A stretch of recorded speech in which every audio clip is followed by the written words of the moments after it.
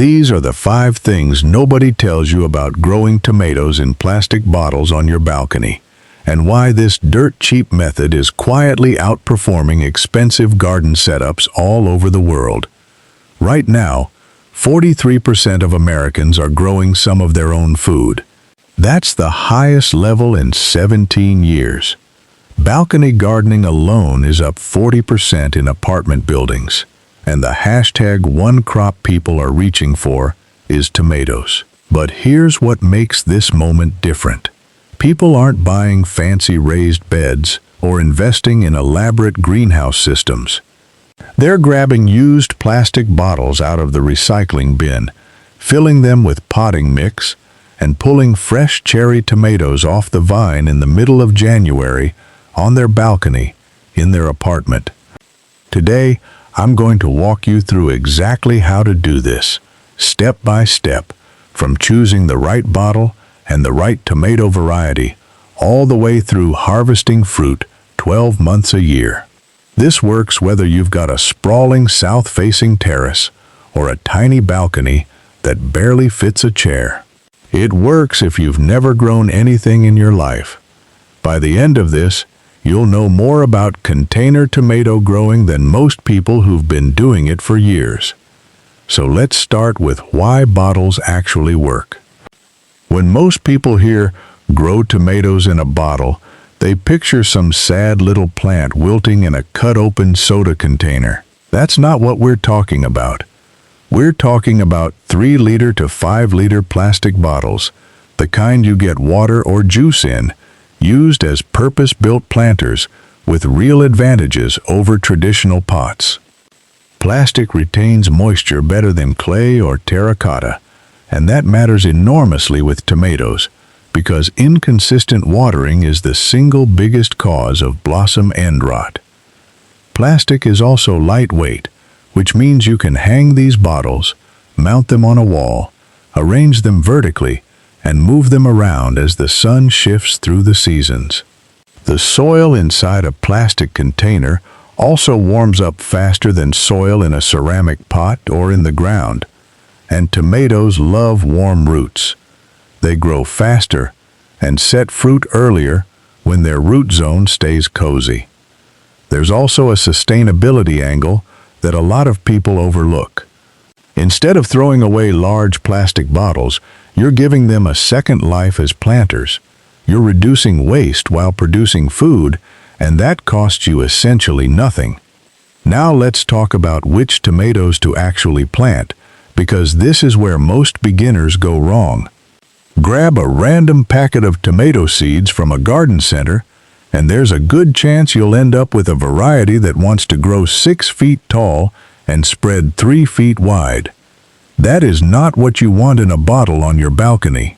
You need compact, determinate varieties bred specifically for containers.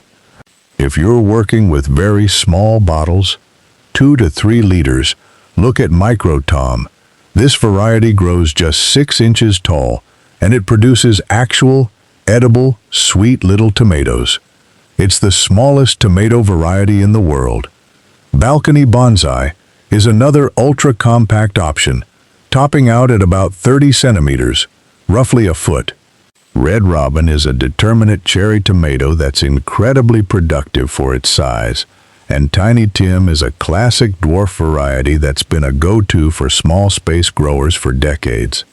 Step up to medium containers, 5 liters and up, and you open the door to bigger yields. Little Bing only reaches 24 inches tall, needs no cage or stake, and produces loads of sweet fruit all season. Patio Princess was literally bred for container growing. Better Bush F1 delivers medium-sized fruit with solid disease resistance in a compact package. And if you want something with a bit more substance, Roma tomatoes, the classic paste variety, are a solid, determinate option worth considering once you've got your system dialed in. And here's a category most people never think about: trailing varieties. If you're hanging bottles from a balcony railing or mounting them on a wall, trailing cherry tomatoes are perfect. Tumbling Tom is probably the most popular trailing variety out there, and for good reason. It cascades beautifully and produces reliably. Terrace F1 is another excellent choice, only reaching about 18 inches in height, but trailing downward, giving you clusters of cherry tomatoes cascading like a fruiting waterfall. The key selection criteria to remember: look for the words determinate, dwarf, compact, or patio on the seed packet. Avoid anything labeled indeterminate unless you're specifically planning to grow a tomato tree indoors, which is actually possible, but that's a different conversation. All right, let's build your planter. Grab a 5-liter plastic bottle. Use a drill, a screwdriver, or a utility knife to punch about 10 drainage holes, roughly a 1/4 inch in diameter, along the bottom and lower sides. This is non-negotiable. Without drainage, your roots will sit in water and rot. Add a thin layer of small stones or gravel at the bottom for extra drainage insurance. Here's a detail that almost nobody mentions. If your bottle is transparent, you need to paint it or wrap it, and this is critical. Transparent plastic lets sunlight hit the root zone directly, which overheats the roots and promotes algae growth inside the container. A coat of spray paint, some tape, even wrapping it in newspaper solves the problem. Protect those roots. For your soil mix, skip garden soil entirely. It compacts in containers, drains poorly, and often carries diseases. Use a quality peat-based potting mix with added perlite or vermiculite for drainage. To boost fertility from the start, mix in some vermicompost, which provides a slow, continuous feed of nutrients. A good ratio is roughly equal parts potting mix, compost, and perlite. If you want to take your setup a step further, look into self-watering planters, also called sub-irrigated planters, or SIPs. The concept is a water reservoir built into the base of the container that wicks moisture up to the roots on demand. You can actually rig a basic version of this with 2 nested bottles. It's one of the most effective tools for maintaining the consistent moisture levels that tomatoes need, and it's worth knowing the term because there's a whole world of purpose-built SIP containers out there if you want to upgrade later. Fill your bottle to about 1 inch below the rim, then plant 1 seedling per bottle. Just 1. Tomatoes are greedy plants. They need all the root space, all the water, and all the nutrients in that container for themselves. One thing to keep in mind as your plant grows: if it starts looking stunted and the roots are visibly circling the drainage holes, it's root-bound. That's the container growing ceiling, when the root system has maxed out the available space. And it's your cue to either size up or accept a yield ceiling.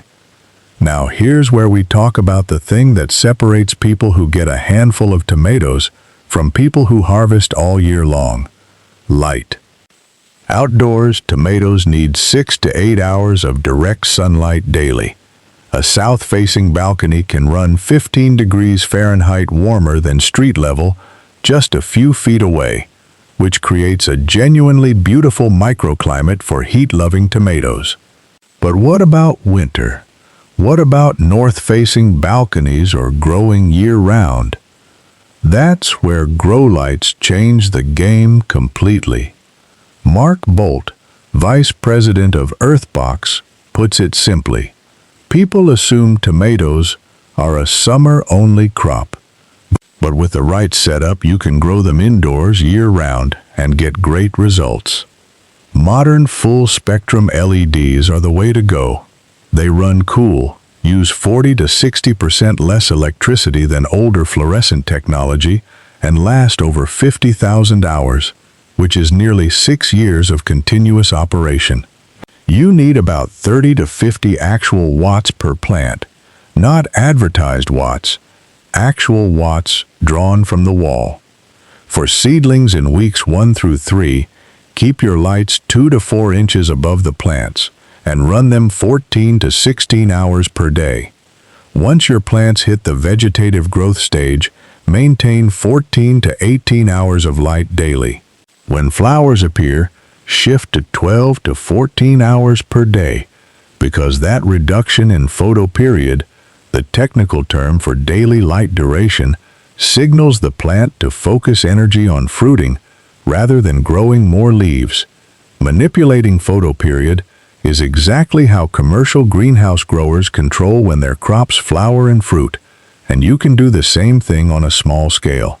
10 hours of daily light is the absolute minimum, and never exceed 18 hours. If you feel like you need more than 18 hours to keep your plants healthy, something else is wrong. Running 4 grow lights for a small indoor garden costs under $10 a month in electricity.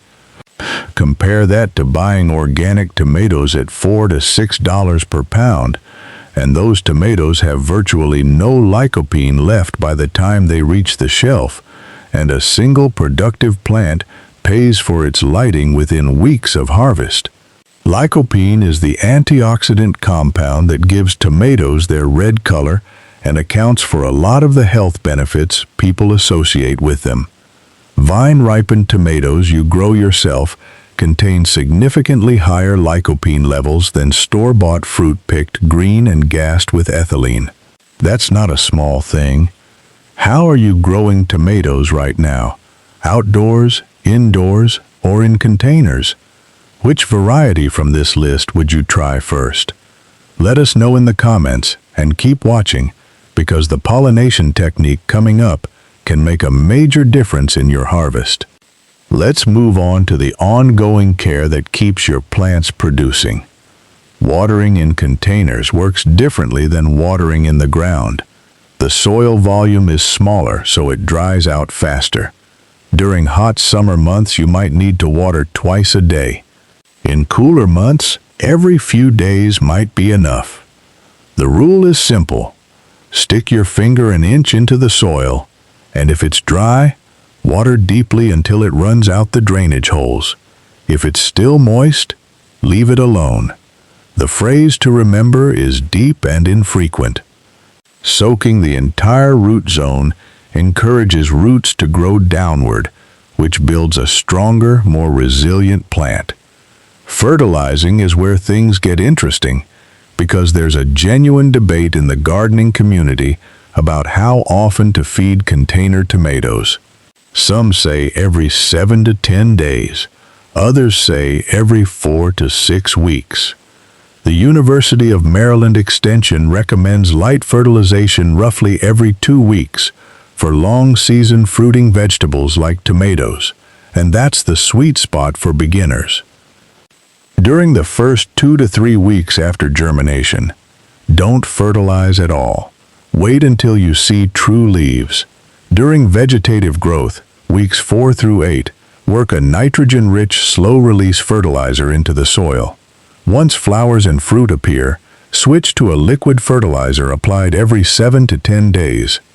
Combining slow-release granules for baseline nutrition with weekly liquid feeds during heavy production has shown up to 40% higher yields in tomato trials compared to using either method alone. Now there's an issue that trips up every indoor and balcony grower eventually: pollination. Outdoors, wind and bees handle this naturally. On a sheltered balcony or indoors, you're the bee. Skip this step and your tomato plant will flower beautifully. Then those flowers will fall off without ever setting fruit. Without wind or pollinators, tomatoes have only a 20 to 30% fruit set rate, which is terrible. Hand pollination is easy once you know how. Every 2 to 3 days around midday, gently shake or tap the flower clusters to mimic wind. If that doesn't release pollen, here's the trick seasoned indoor growers swear by. Grab an electric toothbrush, place it just behind the open flowers, and let it vibrate for a few seconds. That vibration mimics the buzz pollination that bumblebees naturally provide, and it releases pollen far more effectively than tapping alone. A small fan on low, pointed at your plants, also works well. An oscillating fan is even better. It mimics a natural breeze, helps with pollination, strengthens stems, and reduces fungal problems all at once. Let's talk about what goes wrong and how to fix it. Blossom end rot shows up as a dark, sunken spot on the bottom of your tomatoes. Most people will tell you to add calcium to the soil, and that's usually wrong. Blossom end rot is almost always caused by inconsistent watering, not a lack of calcium. Here's what's actually happening.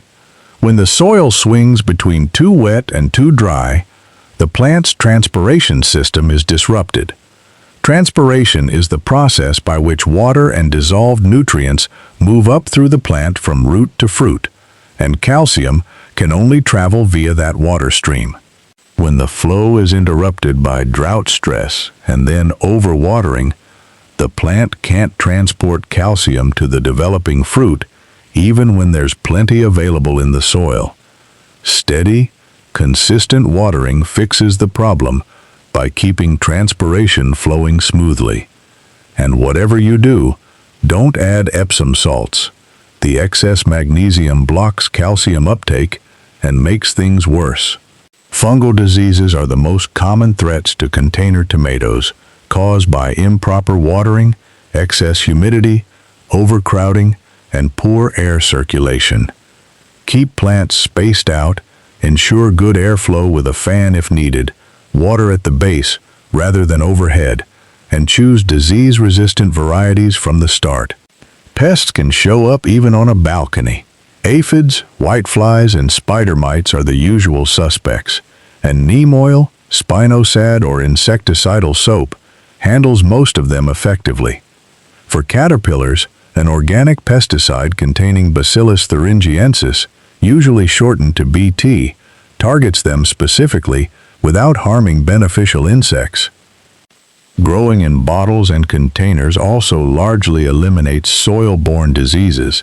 The soil stays clean and controlled, pest pressure runs genuinely lower compared to ground gardening, and that's one of the core reasons container growing has such a high success rate for beginners.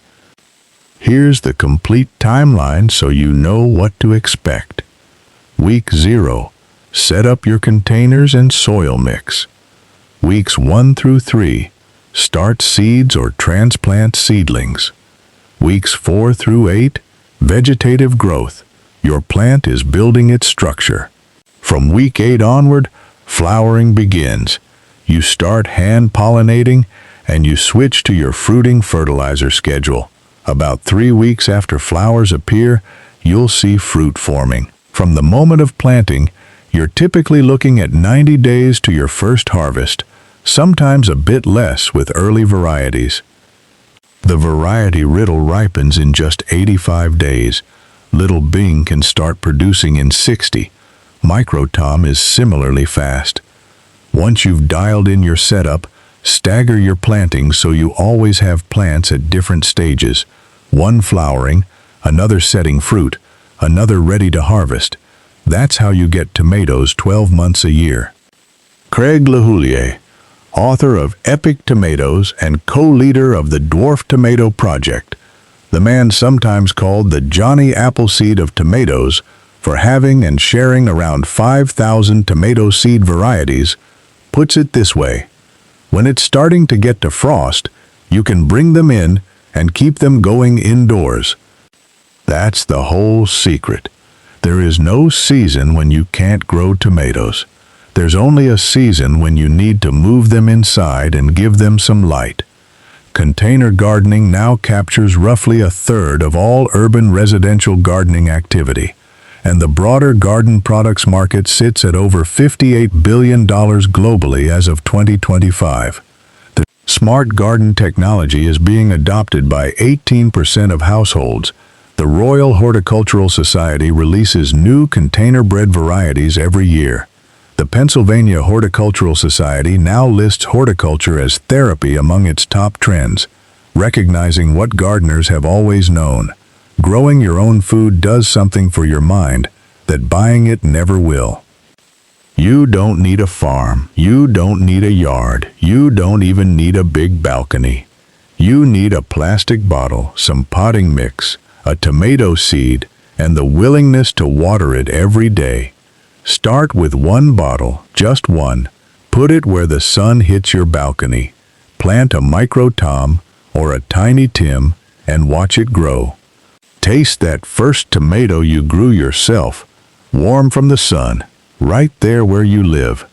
You'll never look at a plastic bottle the same way again. Which tomato variety are you going to grow in a bottle first, and where will you place your container? Tell us in the comments below. Have you ever harvested tomatoes during winter or grown food in a small space?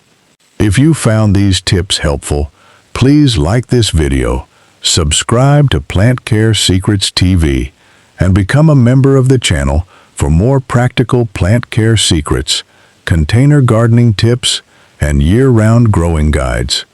Share this video with someone who wants to grow fresh tomatoes at home, and let us know in the comments what plant care topic you would like us to cover next.